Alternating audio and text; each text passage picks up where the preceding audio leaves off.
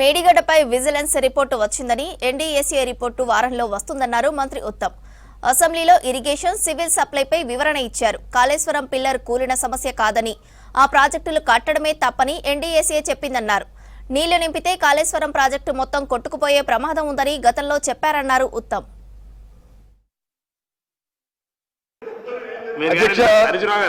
అధ్యక్ష, ఇరిగేషన్ విషయంలో ఈ 10 ఏళ్లలో గత ప్రభుత్వంలో ఇరిగేషన్ శాఖ అస్తవ్యస్త పరిస్థితి చేరింది.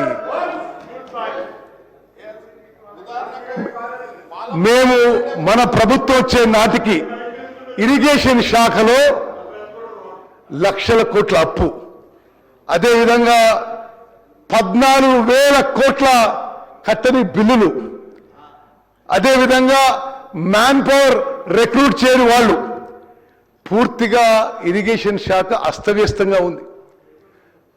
ఏ ప్రాజెక్టు చూసినా 1,00,000 కోట్లు ఖర్చు పెట్టిన కాళేశ్వరం ప్రాజెక్టు వాళ్ళే డిజైన్ చేసిండ్రు, వాళ్ళే కట్టిండ్రు, వాళ్ళ హయాంలో కూలిపోయింది. అదేవిధంగా వాళ్ళు 1,00,000 కోట్లు ఖర్చు పెడితే కొత్త ఆయకట్టు వచ్చింది, 1,00,000 ఎకరాలు కూడా కాదు. అదేవిధంగా పాలమూరు రంగారెడ్డికి 27,500 కోట్లు ఖర్చు పెట్టిండ్రు, 1 ఎకరం కొత్త ఆయకట్టు రాలే. సీతారాం సాగర్ ప్రాజెక్టుకి 8,000 కోట్లు ఖర్చు పెట్టిండ్రు, 1 ఎకరం ఆయకట్టు రాలే.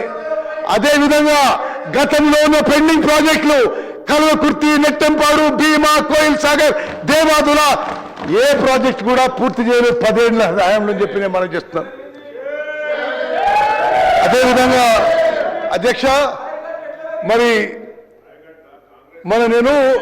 నేను ప్రతిపక్షంలో ఉండి కేసీఆర్ గారు, హరీష్ రావు గారు మాట్లాడితే అసలు ఏదో అద్భుతాలు సాధించుకుంటుంది నేను అనుకుంటున్నా.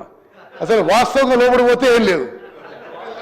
మరి కృష్ణా నది జలాల షేరింగ్ లో తెలంగాణ రాష్ట్రానికి పూర్తిగా గత 10 ఏళ్లుగా అన్యాయం జరిగింది అధ్యక్ష అని మనం చేస్తున్నా.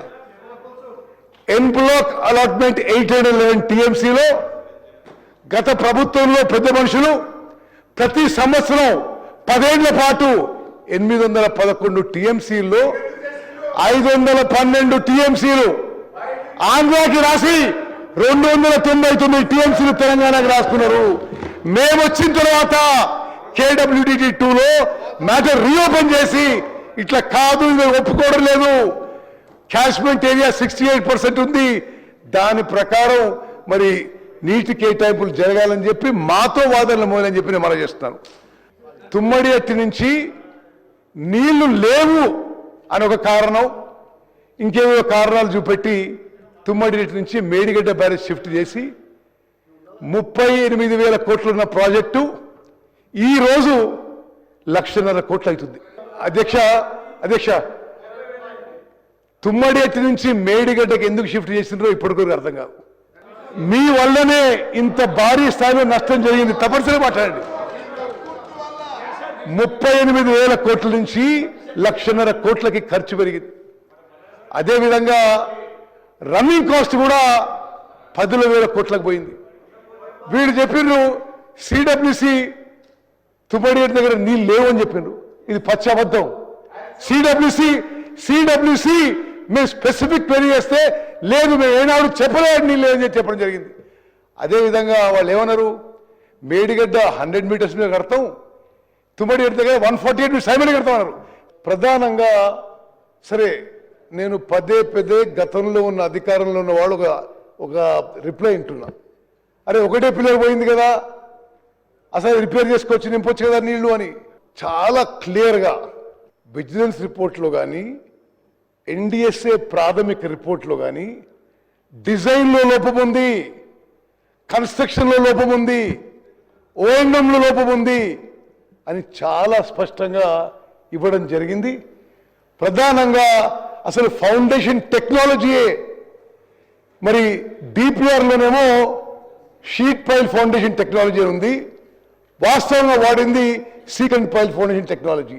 ఆ 3 బ్యారేజెస్ కూడా మరి దాంతో మేము కూడా నేను స్వయంగా ఎన్డీఎస్ఏకి పలుమార్లు పోయి వాళ్ళని కన్సల్ట్ చేయడం జరిగింది. ఇప్పుడు మేము నీళ్లు నింపుకొని ఉపయోగిస్తే మరి ఎట్లుంటుందని చెప్పి వాళ్ళు ఇది మేమైతే సర్టిఫై చేయలేము, ఎందుకంటే గతంలో జరిగిన ప్రాబ్లము ఇంకొంత ఏమన్నా ప్రాబ్లం అయిపోయి బ్యారేజ్ కొట్టుకుపోయి కింద ఊర్లు ప్రమాదంలో పడి భద్రాచలం టౌన్ ప్రమాదంలో పడితే మేమైతే బాధ్యత తీసుకోలేము, మేమైతే దాన్ని సర్టిఫై చేయమని చెప్పారు. అయితే వారం 10 రోజుల్లో ఎన్డీఎస్ రిపోర్ట్ వచ్చిన తర్వాత we will take a view on that.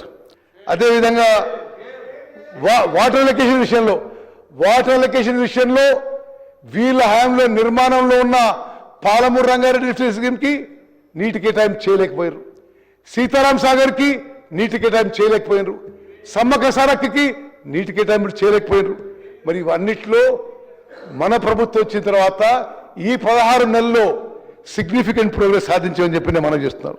అసలు ఎంత ఇల్లీగల్గా డైవర్ట్ అయితేనా ఒక అంచనాకు ఉండేది.